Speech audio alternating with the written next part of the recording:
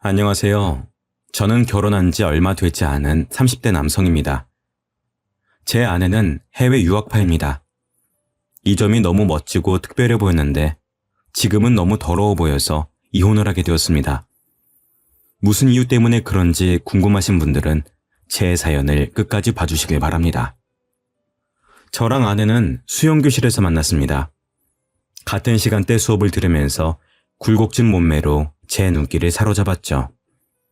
몸매뿐만 아니라 화려한 수영복도 시선을 끌었습니다. 보통 수업을 들으러 오면 무난한 디자인을 많이 입고 오는데 아내는 누구나 뒤돌아볼 원색의 디자인을 입고 왔거든요. 정열적인 레드와 눈이 부실 만큼의 형광 초록색 패턴의 수영복이었습니다. 안 그래도 눈에 띄는 사람인데 그런 수영복을 입고 다니니 수영교실 회원들이 전부 다 기억하고 있더군요. 아내가 수업을 빠지는 날이면 그분은 안 온 거냐고 서로 물었습니다. 저도 그래서 아내를 주의주시하고 있는데 해외 유학파라 인상착의가 화려하고 말투가 특이하다는 소문이 돌았습니다. 게다가 제가 너무 가고 싶었던 하와이에서 대학을 다니며 20대를 보냈다고 하는 거 있죠? 최근 한국으로 돌아와 영어학원 강사로 일하고 있다고 합니다. 그 말을 듣는 순간 하와이 대학을 다녔다고 하는데 왜 수영을 배우는 걸까 싶더라고요. 하와이라면 어딜 가든 바다가 보이니 헤엄을 당연히 쳤을 것 같았습니다. 제주도 사는 사람은 어딜 가든 귤이 보여서 귤을 자주 먹듯이 하와이 사람들도 왠지 그럴 것 같았거든요. 제가 그 생각을 하고 있다가 아내를 보자마자 슬그머니 말을 걸어보았습니다. 안녕하세요. 저 같이 수영 수업 듣는 사람인데 혹시 저 알고 계신가요? 다름이 아니라 궁금한 게 있어서 하와이에서 오신 걸로 알고 있는데 수영을 배우고 있는 게 신기해서요. 혹시 무슨 이유가 있나요? 아, 제가 원래 수영을 잘했는데 물에 빠진 뒤로 헤엄을 못 치겠더라고요. 너무 무서워서 몸이 안 움직여져서 수영장에서는 잘 될까 수업 받아보고 있어요. 그런데 잘 안 되네요. 킥판 없으면 아직 수영하기가 힘이 들어요. 아내가 이렇게 말하길래 땡 잡았다고 생각했습니다. 그래서 수업 끝나고 같이 수영하면서 연습을 하자고 했죠. 안 그래도 물이 무서워서 진도가 안 나간다는 핑계를 대고 아내와 약속을 잡았습니다. 사실 저는 수영을 아주 잘했습니다. 중급반에 있다가 초급반으로 내려온 건데 그 이유가 아줌마들 때문이었거든요. 텃세가 어찌나 심한지 절 구석으로 내모는 것도 모자라 틈만 나면 모여서 제 뒷담을 하였습니다. 그게 너무 불편해서 초급반으로 내려달라고 했죠. 집 근처 수영장이 여기밖에 없어서 열불이 났었는데 처음으로 아주머니들의 텃세가 감사히 여겨졌습니다. 예쁘고 몸매 좋은 것도 모자라 하와이 유학까지 다녀온 똑똑한 여자를 만나게 되었으니까요. 정말 제 이상형이었습니다. 해외 유학을 다녀온 영어 잘하는 여자에게 환상이 좀 있었거든요. 저는 해외 한번 다녀와 본 적이 없어서 자유롭고 개방적인 외국 문화가 부러웠습니다. 워킹 홀리데이나 해외 유학 다녀온 여자들을 조심하라는 어른들의 말이 있긴 했지만 자격지심이라고 생각했습니다. 자기가 갈 수 없는 곳을 여자가 다녀오니 괜히 시샘하는 것 같았는데요. 시샘할 시간에 저처럼 똑똑한 여자를 꼬셔야죠. 저는 망설이지 않고 아내와 수영하는 데에 온갖 시간을 다 썼습니다. 아내와 친해졌다고 느껴졌을 때 밖에서 식사하자고 제안해 보았죠. 지연씨, 혹시 오늘 시간 되시나요? 여기 맛집 알게 돼서 가볼까 하는데 지연씨도 같이 가요. 제가 이렇게 말하기 무섭게 지연씨의 뒤에서 누군가 걸어오고 있었습니다. 키는 190 정도에 어깨는 거짓말 안 치고 제 팔 길이만 했습니다. 근육도 우락부락한 것도 모자라 보이는 흑인이었죠. 우리 동네에서 외국인을 보기 힘들어서 신기한 것도 신기한 건데 그렇게 큰 사람은 처음 봐서 눈을 떼기가 힘들었습니다. 게다가 아내한테 다가가서 뭐라 이야기하더니 아내를 데려가 버리더라고요. 저는 영어도 못했고 덩치가 큰 외국인에게 기가 죽어서 아무 말도 못했습니다.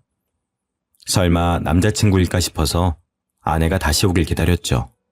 아내에게 남친이 있다는 말을 들으면 그날 바로 끊어놓았던 수영 강습비를 환불하려고 했습니다. 남친이 있냐는 질문부터 하는 거였는데 너무 창피하더군요. 제가 쪼그려 앉아 애초롭게 기다리고 있으니 아내가 멀리서 저를 보고 다가왔습니다. 어머, 동구씨, 지금까지 기다리고 계신 거예요? 오래 기다리셨죠? 아까 뭐라 하신 거예요? 맛집 같이 가자고 하신 것 같은데. 그게 같이 식사하려고 했는데 남자친구 있으시면 실례인 것 같아서요. 혹시 아까 그분 남자친구분이실까요?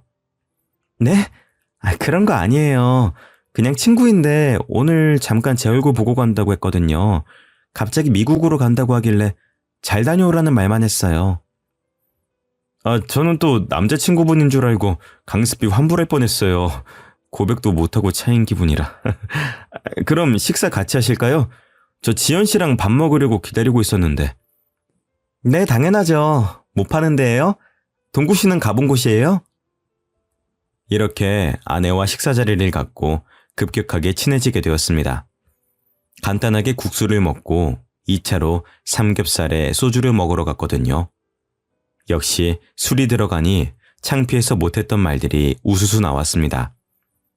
첫눈에 반했다느니, 해외 유학 다녀온 여자가 이상형이라느니 술에 취해 별별 소리를 다 했죠. 저희 아내는 술이 어찌나 센지 제가 취해서 필름이 끊길 때까지 멀쩡했습니다. 정신을 차려보니 눈앞에 낯선 천장이 보이더군요. 설마 했는데 아내가 자기 집까지 데려온 것이었습니다. 제가 놀라서 벌떡 일어나니까 아내가 배시시 웃으며 말하였습니다. 일어났어? 그렇게 술이 약하면서 왜 빨리 마셨어? 천천히 좀 마시지. 어제 일 기억나긴 해? 내가 어디 사냐고 물어봐도 말을 안 해줘서 데려왔어. 죄송해요. 이제 막 친해졌는데 이런 실수를 하고. 앞으로 이런 일 없을 거예요. 지연 씨랑 너무 친해지고 싶어서 그랬어요. 뭐야, 하나도 기억 못하나 보네? 우리 말 놓기로 했잖아. 우리 동갑이니까 얼른 놓자고 한 사람이 누군데? 아내는 이런 상황이 놀랍지도 않은지 까르륵 웃음을 터뜨렸습니다. 하긴 외국에서는 파티도 많이 하고 친구들이랑 같이 자는 일이 흔할 테니까요. 여유로워 보이는 아내의 모습에 저는 또 마음이 갔습니다. 제가 못 해본 경험을 아내는 많이 해봤을 것 같더라고요. 아내가 해장해야 한다며 유학 갔을 때 많이 해먹었다는 라자냐도 만들어 주었습니다. 라자냐라는 음식을 처음 먹어봤는데 좀 느끼하긴 해도 해장이 되는 기분이었죠. 아마 아내가 해준 음식이고 아내랑 같이 있어서인 것 같았습니다. 그 뒤로 아내가 라자냐를 해주는 일이 많아졌습니다. 수영 강습이 끝나면 따로 만나서 수영을 잠깐 하고 술을 마시러 갔으니까요. 그리고 자연스럽게 아내 집으로 가서 데이트를 하다 보니 정식으로 만나자는 말 없이 사이가 깊어지게 되었습니다. 이렇게 교제한 적은 처음이라 생소했지만 아내가 다른 문화권에서 지내다가 온 사람이니 그런 거라고 생각했죠. 1년 정도 교제하고 나니 아내에 대한 마음이 깊어져서 결혼 이야기를 꺼내고 싶어졌습니다. 아내도 결혼 생각이 아예 없는 건 아닌 것 같더라고요. 제가 독신주의냐고 물었을 때 아니라고 했으니 프로포즈를 준비했습니다. 근사한 레스토랑을 예약하고 유명 브랜드 반지를 구매했는데요. 아내에게 레스토랑 주소를 알려주고 제가 먼저 가서 기다리고 있으니 심장이 터질 듯 뛰었습니다. 아내가 거절하면 어쩌나 걱정되는 마음으로 약속 시간을 기다렸죠. 그런데 아내는 제가 보낸 레스토랑을 확인하지 않았는지 평소처럼 편안한 옷차림이었습니다. 다른 손님들은 다 캐주얼한 정장을 입고 있는데 아내만 티셔츠에 청바지를 입고 있더라고요. 정말 서운했지만 정장을 차려입은 저를 본 아내의 반응이 더 실망스러웠습니다. 당신 뭐야? 진짜 웃기다. 나 만나고 어디 가는 거야? 어디 가는 게 아니라 당신 만나려고 이렇게 차려입은 거잖아. 왜? 설마 프로포즈라도 하려고? 여러분도 그때 아내 표정을 보셨어야 합니다. 농담이라도 하는 것처럼 푹 하고 웃음을 터뜨리더니 제 표정이 굳으니까 갑자기 미안해 하더라고요. 그제야 제가 프로포즈할 거라는 사실을 눈치챘나 봅니다. 갑자기 울상을 지으며 제 팔에 붙잡더군요. 아니, 말을 하지 그랬어. 난 그것도 모르고 이렇게 왔네. 우리가 진짜 결혼을 약속하고 만난 사이도 아니고 내가 말 안 하면 어떻게 알아. 결혼을 약속하고 만난 사이가 아니라니? 그럼 나만 진지했어? 설마 당신은 나 가볍게 만날 생각이었던 거야? 설마 난 그런 생각 없었어. 나도 당신이랑 결혼하고 싶었어. 그런데 하와이 사람들은 약혼하고 보통 결혼 준비하니까 그랬지. 한국에서 산 시간보다 하와이에서 산 시간이 많아서 헷갈렸나 봐. 미안해, 자기. 아내가 문화 차이 때문에 그런 거라고 하니 이해하려고 노력했습니다. 저도 더 이상 서운해하지 않고 준비한 대로 반지를 건네주었죠. 결혼하자는 프로포즈를 하니 아내가 바로 받아들이며 정말 고맙다고 해주었습니다. 고민도 않고 바로 결혼하자고 하니 정말 아내다운 결정이었는데요. 저희 결혼 준비 과정도 시원시원했습니다. 굳이 돈 많이 쓸 필요 없다고 작은 결혼식에서 조촐하게 식을 올리기로 하였습니다. 화려한 결혼식은 아니었지만 아내는 굉장히 행복해하고 만족스러워 하더라고요. 이런 말하면 문매를 맞을 것 같아서 말 안 하려고 했지만 해야겠습니다. 한국 여자들이랑 다른 느낌이었거든요. 외국물을 먹어서 그런지 사치에 별 신경을 쓰지 않고 저와 함께 해주었습니다. 결혼 준비도 반반, 집도 반반. 연애할 때도 느꼈지만 모든 게 더치페이였습니다. 덕분에 아내를 향한 마음이 더 커졌죠. 하지만 역시 결혼은 집안과 집안끼리 하는 것이라 그런지 이런 아내의 눈에 눈물을 흘리게 만들어버렸습니다. 저희 엄마가 상견례 자리가 끝나고 저를 따로 불러서 결혼을 반대한다는 거 있죠. 어떤 여자랑 결혼해도 좋을 것 같다던 엄마가 아내의 유학 사실을 알게 된 뒤로 한 반대였습니다. 지연이 해외 유학 다녀왔다며?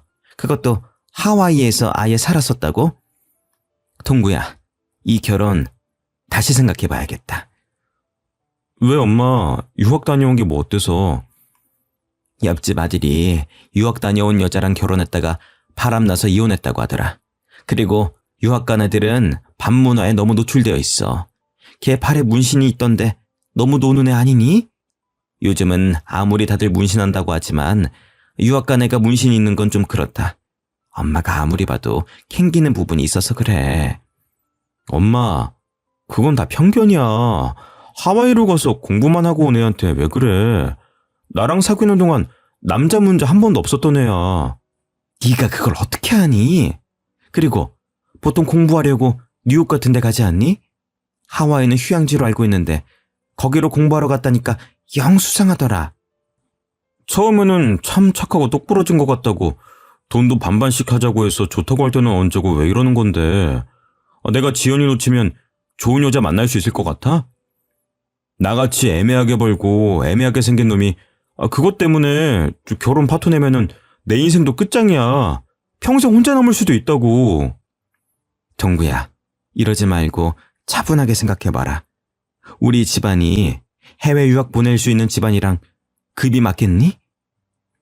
예전에도 이상한 것에 꽂히면 하루 온종일 그것만 이야기하더니 이번에는 아내의 유학 사실에 꽂힌 모양이었습니다. 엄마가 끝까지 아내와 결혼을 다시 생각해보라고 하길래 호적에서 파라고 했죠. 단지 하와이에서 공부하고 왔다는 이유 하나만으로 결혼을 반대하는 엄마가 이해가 되지 않았습니다. 진짜로 제가 그 뒤로 연락을 끊어버리니까 엄마가 하는 수 없이 결혼을 하라고 하더군요. 겨우 아내와 결혼에 꼴이 나게 되니 아내를 향한 마음이 더 애틋해졌습니다. 이런 사람과 평생을 함께하고 싶어 해서 그런지 아이도 금방 생겼죠. 신혼여행 때 딸아이가 생겨서 이름도 아내 이름과 비슷한 지유라고 지었습니다. 하지만 지유가 생기면서 큰 문제가 생겼습니다. 아내도 모 영어학원에서 강사로 일을 하다가 그만둘 만큼 배가 불러오고 있었거든요. 저는 또 회사를 다니고 있었고 지방 출장에 잦은 영업직이라 아내를 봐줄 사람이 필요했습니다. 이 무렵부터 장모님이 저희 집에 와주셔서 집안일을 도와주셨는데요. 친정과 저희 집이 가까워서 왔다 갔다 하겠다고 하시던데 아내의 몸이 점점 더 무거워지면서 아예 자고 가시는 일이 잦아졌습니다. 어쩌다 보니 장모님과 반동거를 하게 된 것이죠. 장모님이 처음에는 안 그러시더니 제가 편해지셨는지 잔소리가 많아지셨습니다. 제가 퇴근하고 방 안에 누워있는데 무턱대고 문을 열고 들어오시더라고요. 장서방, 도대체 언제까지 누워만 있으려고 그래? 퇴근하고 돌아왔으면 집안일 좀 하고 그래야지. 내가 언제까지 다 해줘야 하는지 모르겠다. 우리 딸애도 그래. 몸 무겁다고 집안일 할 생각이 전혀 없어 보여. 힘들다고 징징댈 거면 애가찌를 말아야지. 아잉. 장모님 죄송해요. 지금이라도 집안일 할게요. 뭐부터 하면 될까요? 제가 벌떡 일어나 청소기라도 돌리려고 움직이는데 장모님은 듣지도 않으셨습니다. 마음이 많이 상하셨는지 갑자기 아내가 있는 방 안으로 들어가 뭐라 말씀하고 있길래 귀를 기울였는데요. 처음에는 뭐라 하는지 하나도 안 들렸는데 장모님이 흥분하셨는지 목소리가 점점 커져서 또렷하게 들려왔습니다. 이럴 거면 왜 한국 왔니? 한국 남자는 좀 다를 것 같다고 와놓고, 이게 뭔데? 엄마가 볼 때는 제이크가 100배 낫더라. 엄마 조용히 좀 해. 그러다가 남편이 들으면 어쩌려고 그래. 너무 안타까워서 그런다. 안타까워서. 응? 제이크가 나한테 얼마나 잘해줬는지 아니? 걔는 퇴근하고 와서 나 고생한다고 어깨 주물러주고 밥도 해주던 애야. 그런데 정서방 그놈은 도대체 뭐하는 애니? 다중하기를 해. 돈을 잘 벌어오기를 해. 이름도 없는 중소기업 다니는 놈한테 뭐하러 시집을 가서? 아휴. 엄마 그만해. 여기서 남편 회사 이야기는 왜 나와? 제이크는 명문대학 나와서 구글에서 일했잖아. 엄마 친구들도 구글이 어떤 곳인지는 안다. 삼성보다 큰 대기업 아니니 대기업? 걔 아직도 구글에서 일한다고 하지 않았니? 지금이라도 다시 만나볼 생각 없어? 없다니까 왜 그래? 제이크 그놈 착한 애 아니야. 아주 쓰레기라고. 쓰레기는 무슨, 아휴. 네가 한국으로 온다고 하니까 걔가 실망해서 잠깐 한눈 판 거 아니야. 나라도 그러겠다. 그리고 네 뱃속에 있는 애기, 정서방 애기 맞니? 제이크 애기면 어쩌려고 그래? 제이크가 흑인이라서 싫다고 할 때는 언제고 왜 자꾸 제이크 이야기 꺼내는데? 이제 제이크랑 끝났어. 우리 애는 남편에게 확실하니까 그만 좀 해. 장모님이 도대체 무슨 말씀을 하시는 걸까요? 아내 뱃속에 있는 아기가 제 아기가 아닐 수도 있다는 말에 심장이 빠르게 뛰기 시작했습니다. 때마침 아내도 발소리를 내며 나오려고 하길래 모르는 척 청소기를 붙잡았죠. 제가 청소를 하는 척 연기를 하는데 아내가 눈물을 흘렸습니다. 왜 우냐고 물어봐도 이야기를 안 해주더라고요. 저는 아내의 전 남자친구가 흑인이어도 괜찮았습니다. 저도 예전에 사귄 여자친구가 없는 것도 아니고 누구나 옛 연인은 있는 거니까요. 아내 뱃속에 있는 아기가 제 아이면 되는 것이었습니다. 그러다 아내 배가 점점 불러오면서 입덧이 찾아오게 되었습니다. 아내가 먹덧을 하면서 히스테릭이 점점 심해지기 시작했죠. 뭐라도 안 먹으면 헛구역질이 나온다는 이유 하나만으로 집에 있는 모든 음식을 다 먹는 것도 모자라 생활비를 거덜냈습니다. 장을 봐서 오는 것도 아니고 핸드폰으로 주문해서 과자와 아이스크림, 인스턴트 음식으로 배를 채웠죠. 제가 좀 먹으려고 살펴보면 아내가 다 먹고 없었죠. 식비를 좀 줄이자고 눈치를 주거나 한 입만 달라고 하면 아내의 눈빛이 확 달라졌습니다. 나 먹덧 하는 거 알고 있잖아. 내가 먹는 게 그렇게 아까워? 임신해서 이러는 거 아니까 조금만 참아주면 안 돼? 나도 이러기 싫어. 안 그래도 살이 너무 쪄서 우울하단 말이야. 아내의 말대로 아내는 임신 전부터 20kg 가까이 더 쪄 있었습니다.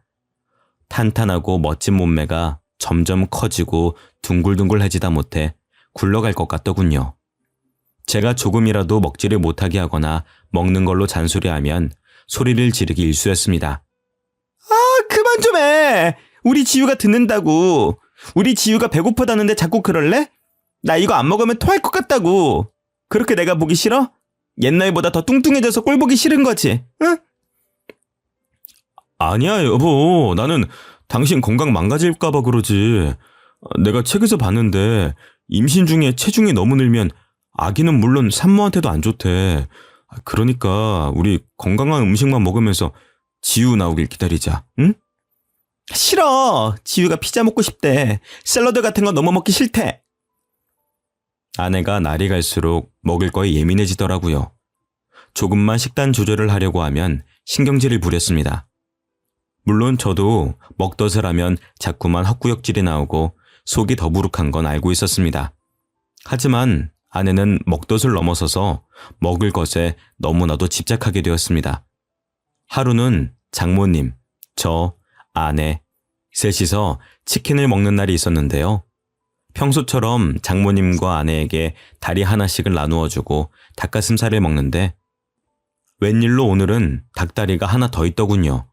그래서 제가 집어먹었습니다. 그런데 아내가 그 모습을 보고 눈을 부라리며 어떻게 그럴 수 있냐고 하는 거 있죠? 원래 닭다리는 내 거잖아. 엄마한테 하나 양보하라고 해서 내가 양보도 해줬는데 어떻게 자기가 홀라당 먹어버릴 수 있어? 당신은 양심도 없어? 나는 홀몸이 아니잖아. 당연히 당신이 양보해줘야 하는 거 아니야? 아니, 당신 지금 닭다리 다 먹지도 않았잖아. 나도 다리 좀 먹자. 당신 임신한 후로 한 번도 안 먹어봤어. 나도 퍽퍽살 싫어하고 다리살 좋아한다고. 우리 지유가 먹고 싶대. 원래 다리살이 제일 맛있는 거 알잖아. 아빠가 돼가지고 딸한테 양보해야지. 자기가 홀라당 다 먹어버려? 여보, 임신 전에는 안 그러더니 요즘 왜 그래? 왜 이렇게 먹을 것에 집착하냐고. 내가 언제 못 먹게 했어? 아내 뱃속에 애도 있고 장모님 앞이기도 해서 되도록 참으려고 했습니다. 하지만 그동안 쌓인 게 많이 있어서 저도 터지고 말았는데요. 제 편을 들어주실 줄 알았던 장모님께서 오히려 제게 화를 냈습니다. 청서방, 아예 먹지 말라는 것도 아니고 다리살 하나 양보 못해?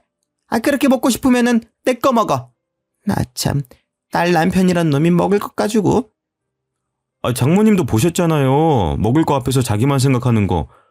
저번에 불고기랑 냉면 먹을 때 자기가 불고기 다 먹어놓고 나한테 다시 사오라고 짜증냈던 거 기억 안 나세요?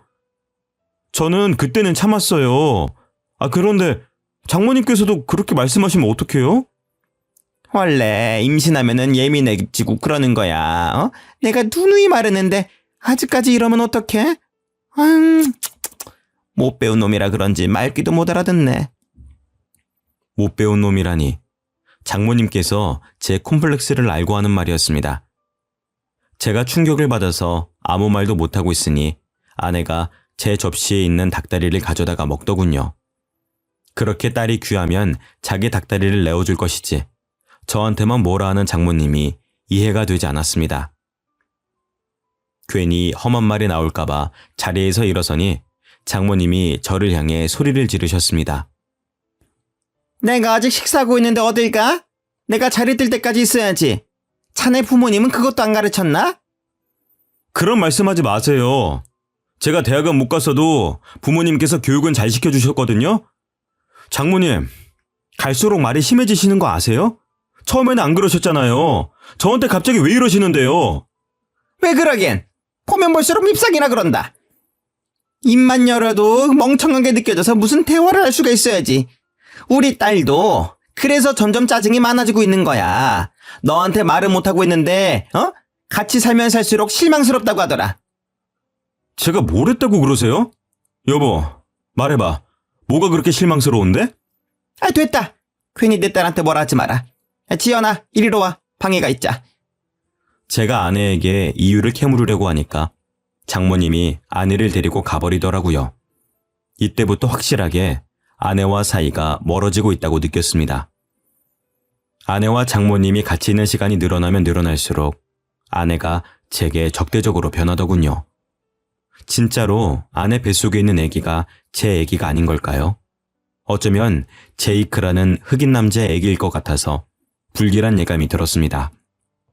그래서 아내도 날이 갈수록 예민해져서 예전 같지 않은 걸까 싶었습니다. 뱃속에 있는 아기가 남의 아기라고 물을 수도 없고 아내와의 관계 때문에 정말 고민이 많았습니다. 무턱대고 직구를 날렸다가 아내와 이혼하게 되면 정말 끔찍할 것 같았죠. 그만큼 아내를 사랑했습니다. 아내가 솔직하게 털어놓아 준다면 이혼할 생각도 없었습니다. 아내를 정말 사랑하지만 내가 흑인 아기를 잘 키울 수 있을까? 아내가 어디서부터 날 속인 걸까 생각하면 생각할수록 괴로워져서 잠을 못 잤습니다. 덕분에 회사에서도 집중이 안 돼서 여러 번 혼났을 정도였으니까요. 이제는 아내에게 진실을 알아내서 사과를 받아내든 오해를 풀든 해야 할 것 같았습니다. 그래서 그날 바로 퇴근하는 길에 아내가 좋아하는 회와 무알코올 맥주를 사갔습니다. 연애할 때부터 회랑 소주를 좋아했으니까요. 임신한 몸이라 소주는 못 먹지만 무알코올 맥주는 괜찮을 거라고 생각했습니다. 이거면 아내와 함께 서로의 속마음을 허심탄회하게 털어놓을 수 있을 것 같았죠. 그런데 제가 집으로 들어가니 장모님께서 저를 반기시기는커녕 바로 봉투 안을 보더군요. 회와 맥주를 사간 봉투를 보자마자 장모님이 저를 노려보셨습니다. 정서방, 이게 뭐야? 어? 설마 혼자 먹으려고 사온 거야? 우리 딸이 먹고 싶어도 못 먹고 있는데 이걸 사오면 어떡해? 혼자 먹으려고 사온 게 아니고 지연이랑 같이 먹으려고 사왔어요. 이거 진짜 술 아니고 가짜 술이에요. 무알코올이라 임산부도 먹을 수 있대요. 세상에, 그런 술이 어딨어? 알코올 조금이라도 들어가면 임산부 큰일 나는 거 몰라? 남편이라는 작자가 이렇게 생각이 없으니까 우리 지연이 몸이 아프지? 지연이 몸이 아파요? 어디가 아픈데요? 자네가 알 필요 없네. 알 자격도 없으니까 썩 꺼져! 네? 장모님 도대체 왜 이러시는데요? 아내는 멀찍이 서서 제가 집에서 쫓겨나는 것만 지켜봤습니다. 출산일이 다가오고 있는데 몸이 아프다니 저는 걱정이 돼서 어디 안 가고 기다리고 있었죠. 오랫동안 서 있다가 다리가 아파서 바로 문 옆에 있는 비상구 쪽에 앉아 있었는데 문 열리는 소리가 들렸습니다. 장모님께서 머리를 빼꼼 내미시고 복도 쪽을 바라보시더니 뒤에다 대고 없다고 하시더군요. 드디어 장모님과 아내가 이러는 이유를 알게 될 것 같아서 인기척을 내지 않고 더 구석으로 가서 숨어 있었습니다. 아내는 장모님과 함께 나오더니 엘리베이터 버튼을 눌렀습니다. 그러면서 충격적인 말들을 꺼내기 시작했습니다. 이러다가 걸리면 어떡해. 계단이라도 굴러야 하나? 엄마, 아는 병원 없어? 진짜로 애 지워주는 병원 없는 거야? 몰래 애 지우고 와서 네가 스트레스 줘서 유산됐다고 하면 되잖아. 예, 몸 상하게 무슨 애를 지워. 그냥 정서방 모르게 입양시키고 애 낳다가 죽어버렸다고 해. 그래야 나중에 위자료도 두둑히 챙길 거 아니야. 역시 그러는 게 낫겠지? 예정일 얼마 안 남았으니까 슬슬 준비해야겠다. 아무래도 제가 들었던 말이 사실이었나 봅니다. 아내 뱃속에 있는 애가 제 애가 아니었던 거죠.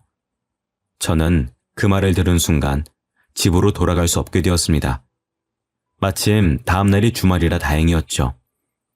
정신없이 술을 들이켰다가 길바닥에서 잠들었습니다. 금요일부터 일요일까지 전부 다요. 동상 걸릴 정도로 추운 날이 아니라서 죽지 않았습니다. 하지만 차라리 엄청 추운 겨울날이라서 동사에 걸려서 죽었음 하는 마음이 들더군요. 그만큼 괴로웠습니다. 제 두 귀로 제이크의 아기 같다는 말을 들었을 때에도 아내를 사랑해서 믿었는데 제가 너무 바보같이 느껴지더군요. 그렇게 평일을 맞이했는데 도저히 회사에 갈 수 있는 몸 상태가 아니었습니다.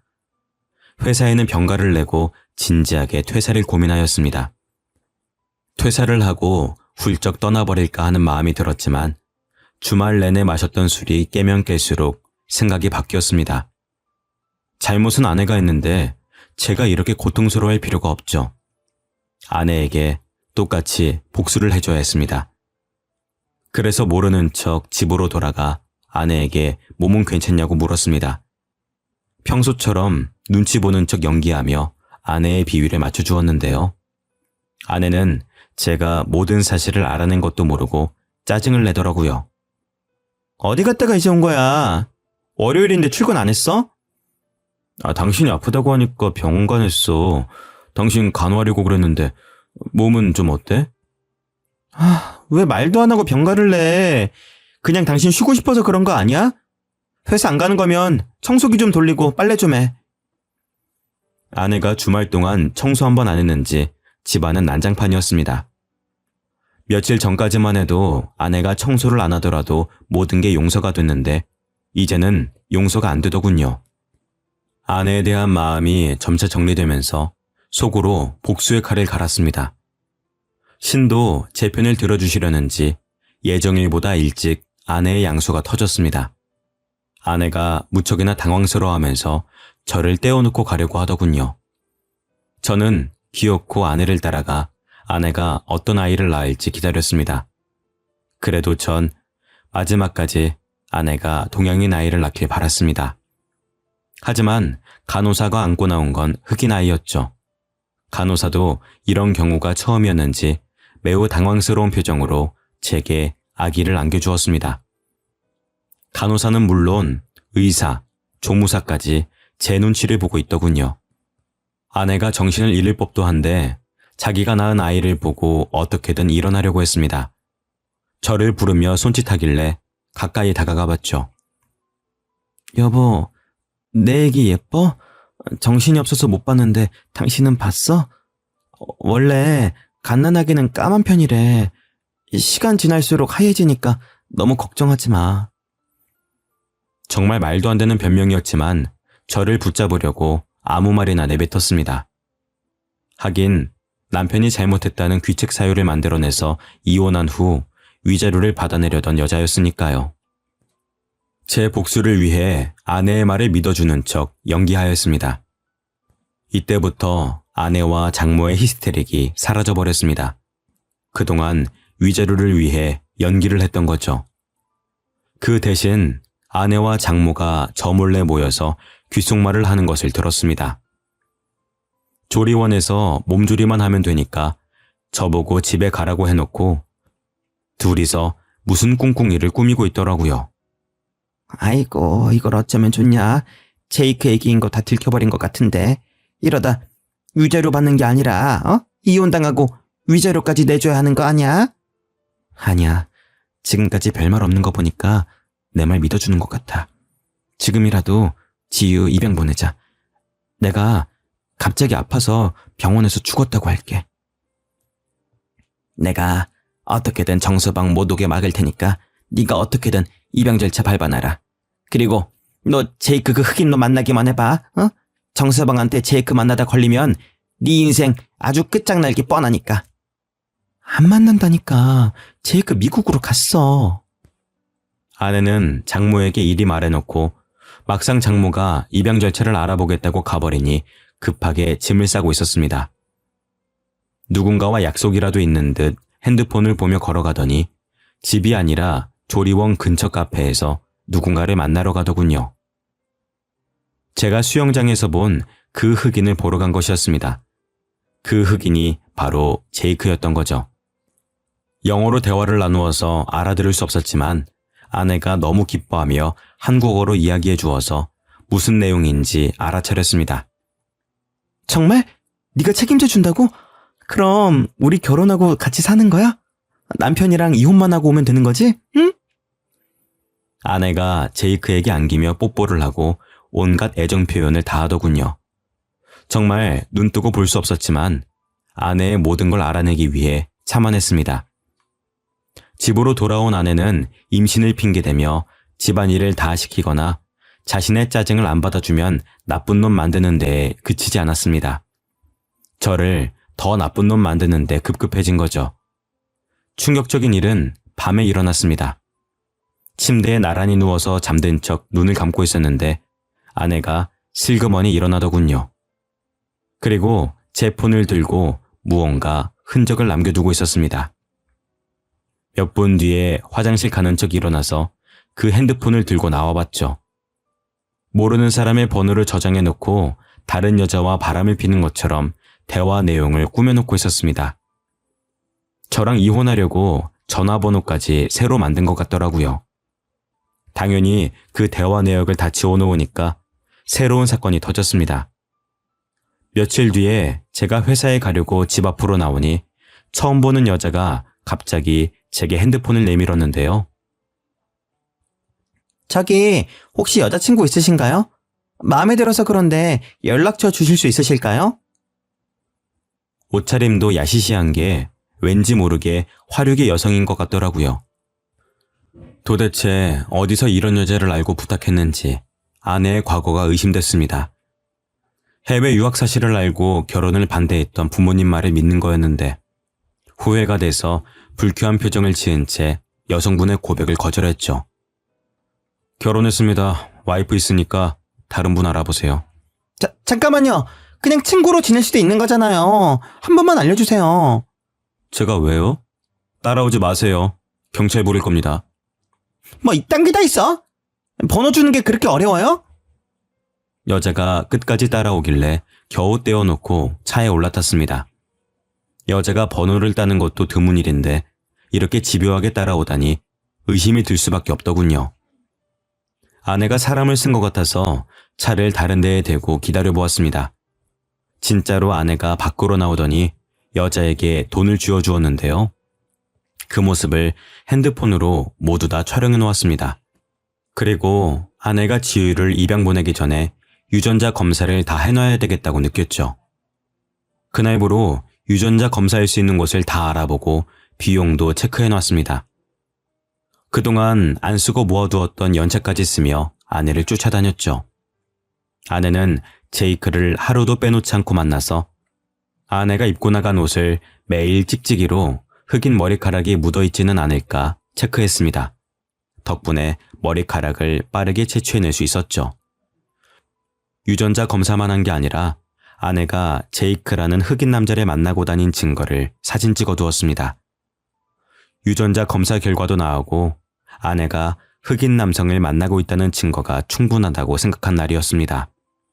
기가 막히게도 아내는 그날 흑인을 만나러 갔습니다.